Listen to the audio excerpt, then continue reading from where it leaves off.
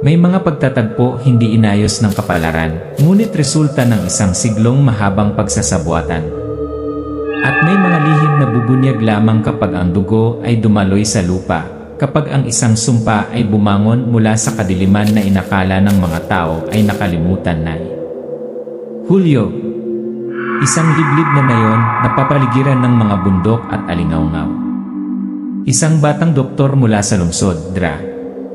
Mariette naka-assign sa isang provincial hospital.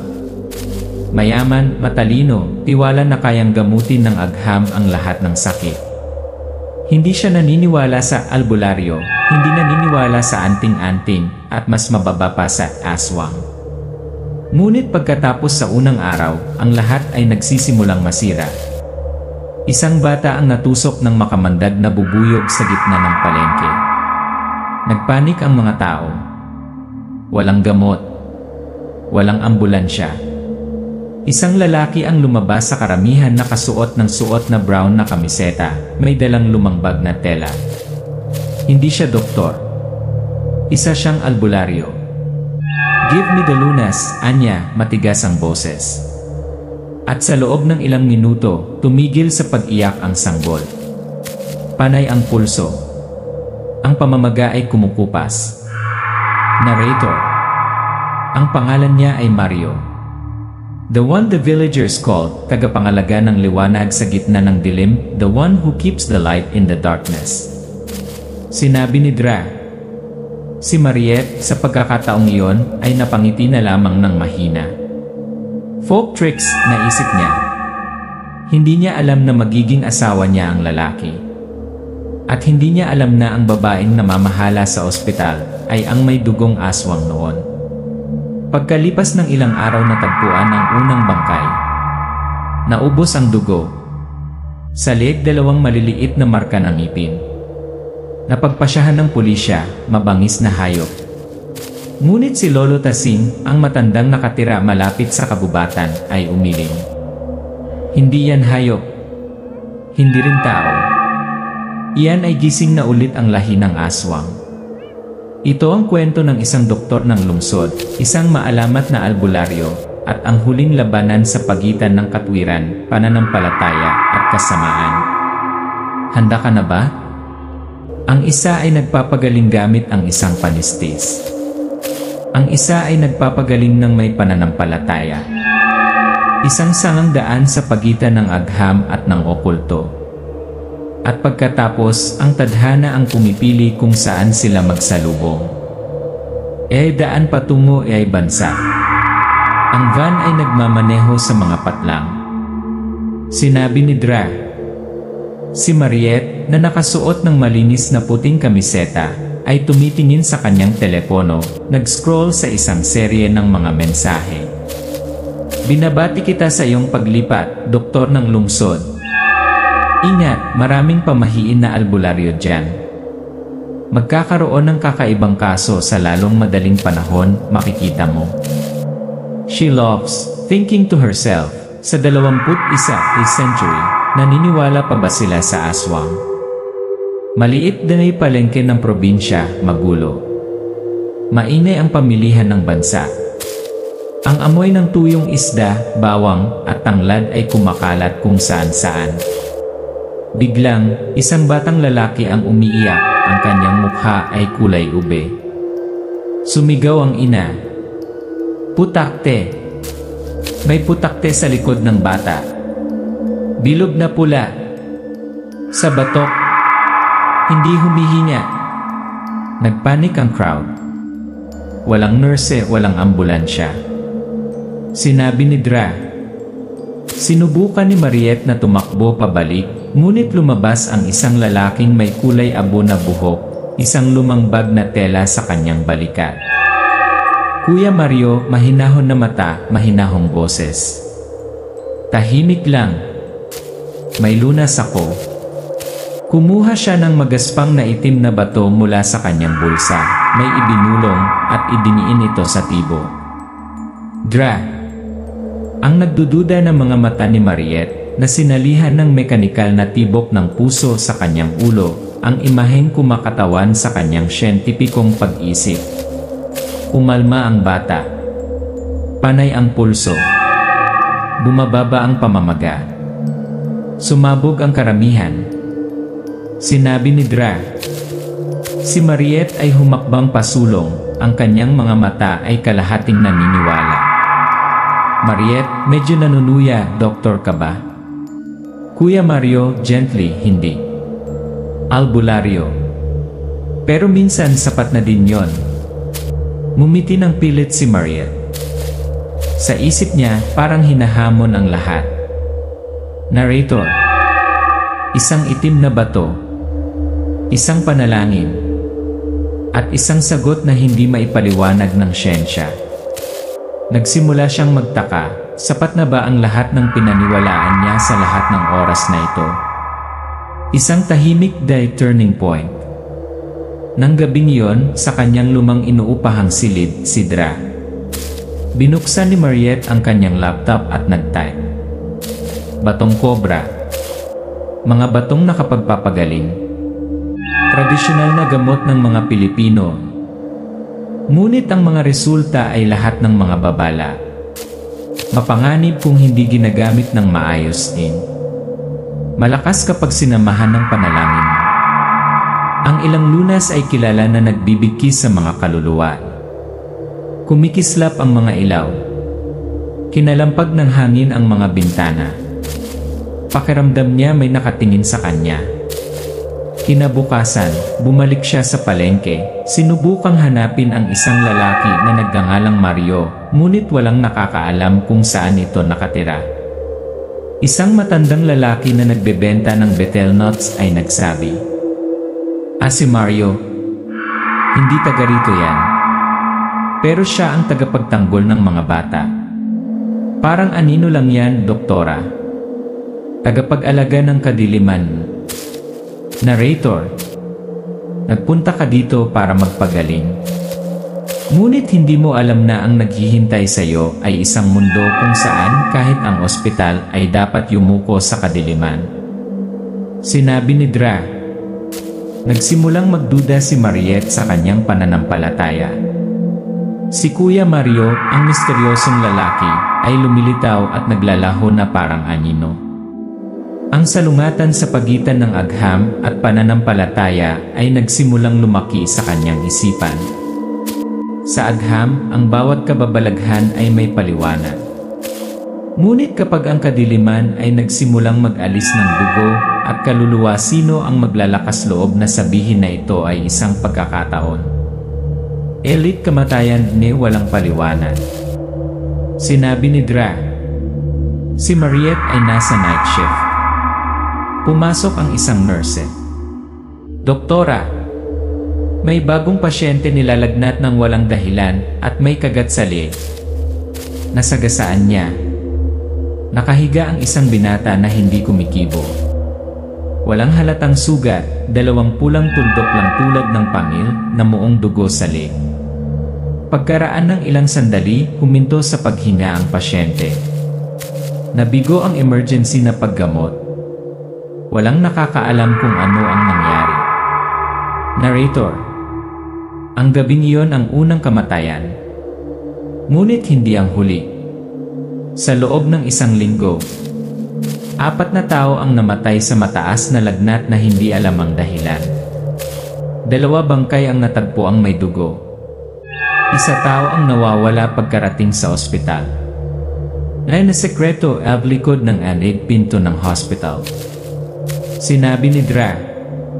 Humingi ng forensic report si Mariette. Ngunit ang direktor ng medikal, si Ma'am Opelia, ay malamig.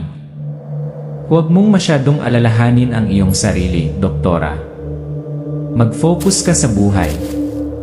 Isang matandang doktor ang bumulong. May mga bagay na hindi pwedeng tanungin ng malakas. May mga tanong kung tatanungin mo sila, mawawala ka. Nagsimulang maghinala si Mariette. Ano ang itinatago ng ospital na ito? Meeting nila Lolo Tesing.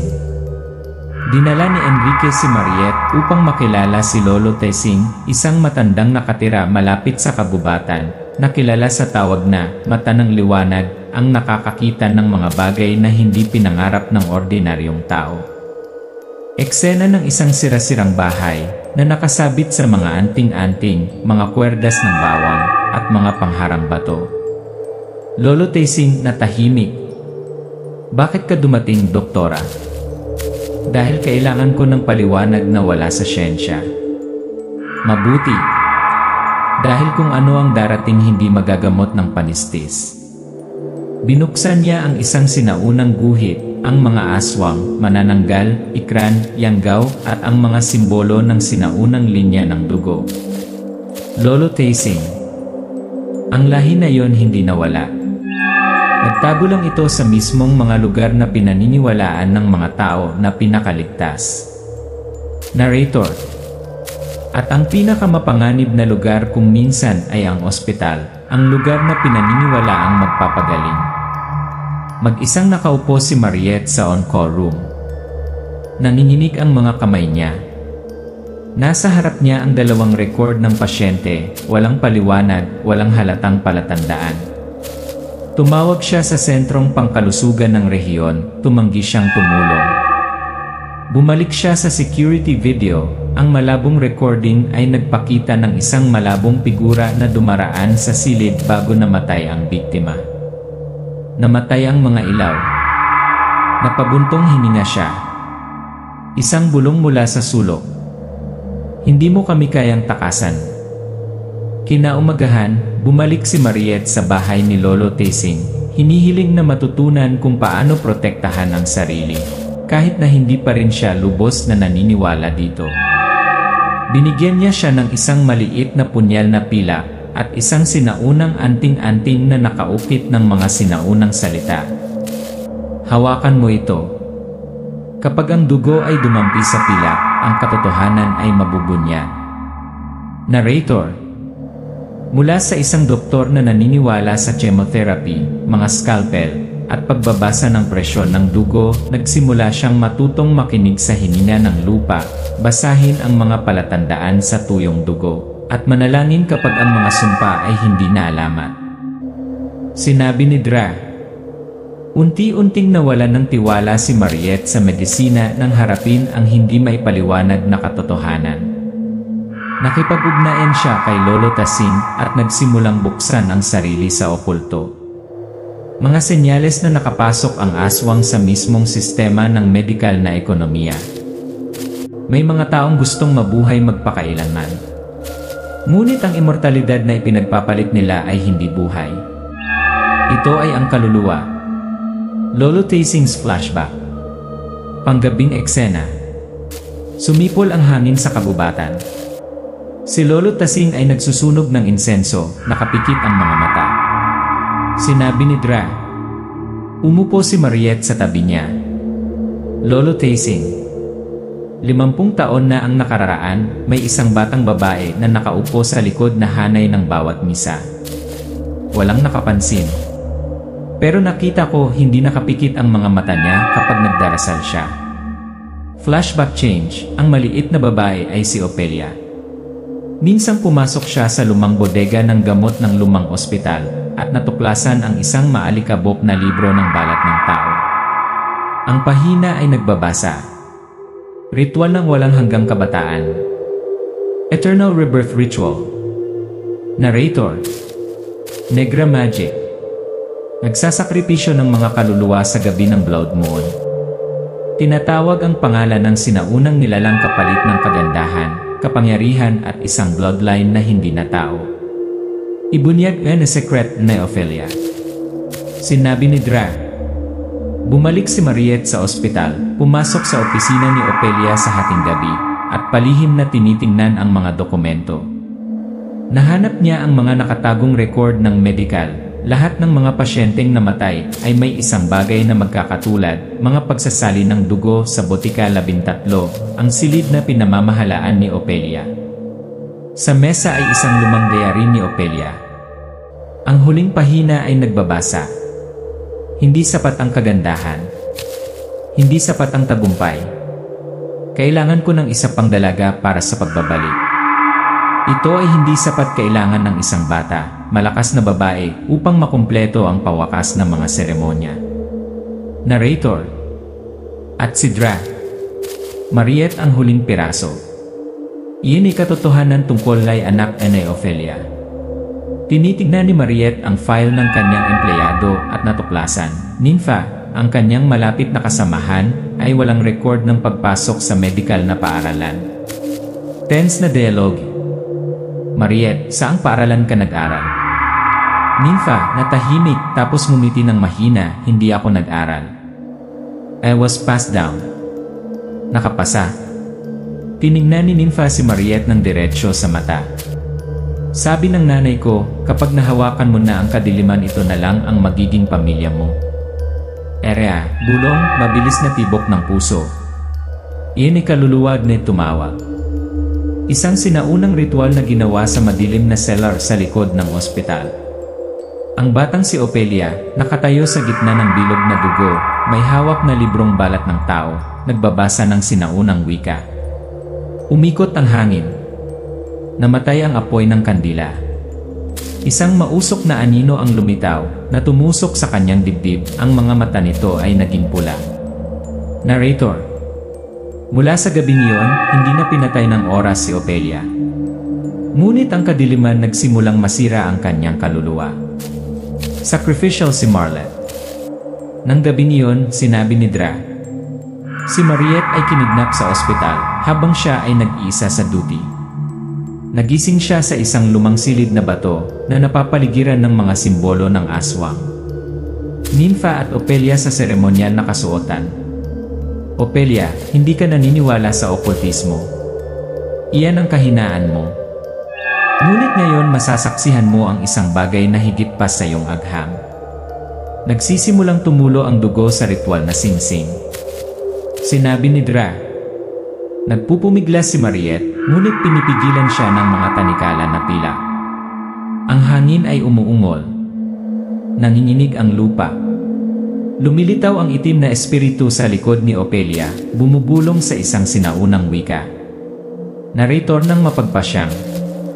Sa pagitan ng buhay at kamatayan, ang isang doktor ay dapat pumili, sumuko, o lumaban sa pananampalatayang minsan niyang itinanggi. Napagtanto ng madla na si Maam Ophelia ay hindi lamang ang tagapamahala ng ospital, kundi ang utak na nagmamanipula sa tanikala ng kamatayan. Sinabi ni Dra. Si Mariette ang napili bilang huling sakripisyo sa ritual ng immortalidad. Magsisimula na ang labanan sa pagitan ng dugong aswang at kaluluwa ng tao. Kapag naghahari ang kadiliman sa puso ng mga tao, hindi lamang sila ginagawang mga demonyo, ngunit nalilimutan din nila kung sino sila. Daan patungo ay dilim. Kumulog ang langit. Umuungol ang hangin. Ang buong nayon ay tila nalubog sa hangin ng kamatayan. Binuksan ni Lolo Tasing ang lumang kahoy na kaban, inilabas ang pilak na punyal na bininyagan ng banal na tubig at ang sinaunang anting-anting na binordahan ng kamay ay ipinasa sa 3 henerasyon. Sina Kuya Mario, Enrique at Dra. Lumuhod si Mariette at sumama kay Lolo Tasing sa pagbigkas ng panalangin. Sa liwanag ng may kapal, gabayan mo kami. Sa dilim ng kasamaan, palakasin mo kami. Umalis na sila. Patungo sa tunay na pugad ng Aswang Clan, isang sinaunang underground bunker sa ilalim ng ospital, na dating lugar ng pagpapahirap noong panahon ng kolonyal, nakalimutan na ngayon. 5 kasalanan, 5 aswang. Narrator. Upang maabot ang sentro ng ritual, dapat silang dumaan sa 5 pinto. Bawat pinto ay bahagi ng mismong kadiliman ng sangkatauhan. Aswang greed, kasibaan. Isang higanting nilalang, palaging ngumunguya sa mga buto ng tao, ang sagisag ng napakalalim na kasakiman. Saan ba natatapos ang gusto mo? Kapag wala ka nang natitira. Gumamit si Mario ng sandalwood charm at tumusok ng punyal, nagiging gold dust ang katawan at nawawala. Aswang pride, pagmamalaki. Maganda bilang isang anghel, nakangiti ng maamo, ngunit ang mga mata ay 2 napakalalim na black hole. Paggamit ng salamin upang ipakita ang tunay na imahe, isang katawan na nabubulok mula sa vanity. Aswang fear, takot. Walang malinaw na anyo, bulong lang, pagagalitan ng magulang, takot sa pag-abandona. Muntik nang mabaliw si Enrique, pero hinawakan ng mahigpit ni Dra. Mariette, umaawit ng panalangin. Hindi ka nag-iisa. Hindi ka mahina. Aswang Lee, kasinungalingan. Nagpakita bilang dating manliligaw ni Mario, nanligaw, niloko, nagsabi ng mga matatamis na bagay. Gumamit si Mario ng isang string ng bawang, bawat butil ng bawang ay isang pangako na hindi dapat sirain upang itali ang kaluluwa nito. Aswang yung paglimot sa pinanggalingan. Mga batang may mukha ng kanilang mga lolo't lola, nagsalita sa boses ng mga namatay na kamag-anak. Dra. Halos maniwala si Mariette na ito ang kanyang mga magulang. Ngunit pagkatapos hinila niya ang kwintas na iniwan sa kanya ng kanyang ina at umawi. Ang pinagmulan ay liwanag. Hindi anino na may mukha ng tao. Iyan ay paghatagap sa ikraan. Pumasok sila sa gitna ng ritual. Walang dugo, puro abo at malamig na hangin. Isang boses ng babae ang umalingaw-ngaw, si Opelia iyon, ngunit ang boses ay may halong mga unggol, garalgal, at iyak ng isang bata. Ikraan, bulong ni Lolo Tasing, ang nilalang na nagnakaw ng mga kaluluwa ng ating mga ninuno. Nabubuhay itong parasitiko sa vanity. Si Opelia ay humakbang pasulong. Ang kanyang katawan ay halos transparent, ang kanyang mga mata ay duguan, at sa kanyang likod ay umusbong ang tuyong balat ng mga pakpak. Minsan akong tao. Ngunit ang pagiging tao ay hindi sapat para mabuhay magpakailanman. Humakbang si Mario, itinaas ang banal na punya. Umungol si Ikraan, ibinagsak si Enrique sa dingding, hinila si Mario sa hangin na may usok. Sinabi ni Dra.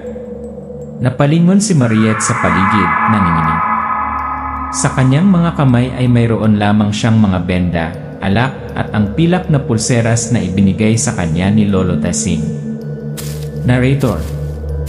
Sa unang pagkakataon, napagtanto niya, ang kaalamang medikal ay maaari ring magligtas ng mga tao mula sa kadiliman. Pinutol niya ang kanyang kamay. Tumulo ang dugo sa mukha ng punyal habang nakahiga ito sa lupa. Ang dugo ay nabasa sa pilak, kumikinang. Ang agham ay ang liwanag. Ang pananampalataya ay ang pintuan. Sa pareho, hindi ko hahayaang makasakit ka ng iba. Inihagis niya ang punyal kay Mario. Nang malapit na siyang mapunit ni Ikraan, ay tumagos ang talim sa kanyang dibdib.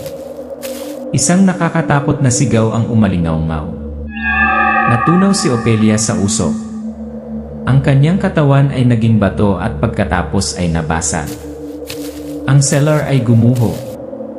Gumapang palabas ang grupo bago ilibing ang lahat. Sa pagsikat ng araw, tumunog ang mga kampana ng simbahan sa unang pagkakataon sa mga taon. Ang mga taga-nayon ay nagsimulang maglakad palabas ng pinto na tila nagising mula sa isang mahabang panaginip. Narrator. Walang nagsabi ng isang salita ng pagbati. Walang nagtanong ng anuman. Isang tingin lang at nagsimulang bumalik ang pananampalataya. Ang 5 simbolo ng aswang katumbas equals 5 modernong kasalanang panlipunan, kasakiman, pagmamataas, takot, kasinungalingan, pagkalimot. Sinabi ni Dra. Opisyal na pinag-ugnay ni Mariette ang agham at pananampalataya, nagiging tulay sa pagitan ng dalawang mundo. Nawasak ang Opelia Ikraan, ngunit nananatili ang tanong, iisa lang ba ang Ikraan? Kapag natapos ang digmaan, ibinabaon ng ilan ang mga bangkay ng kanilang mga kaaway. Ibinabaon ng ilan ang kanilang mga dating pangarap. At may mga piniling magsimulang muli sa mismong lugar kung saan halos mawala ang kanilang mga kaluluwa.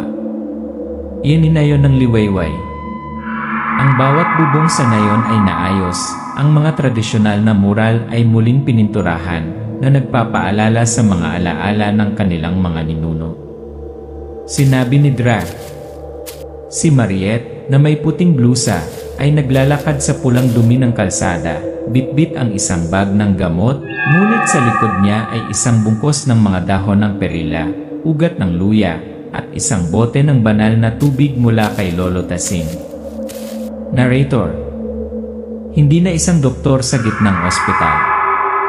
Siya na ngayon ay isang manggagamot ng parehong katawan at ang sakit ng kanyang mga henerasyon. Sa pintuan ng bagong klinika, Klinikang Albularyo Ra Medico, kung saan magkakasamang umiiral ang moderno at tradisyonal na gamot.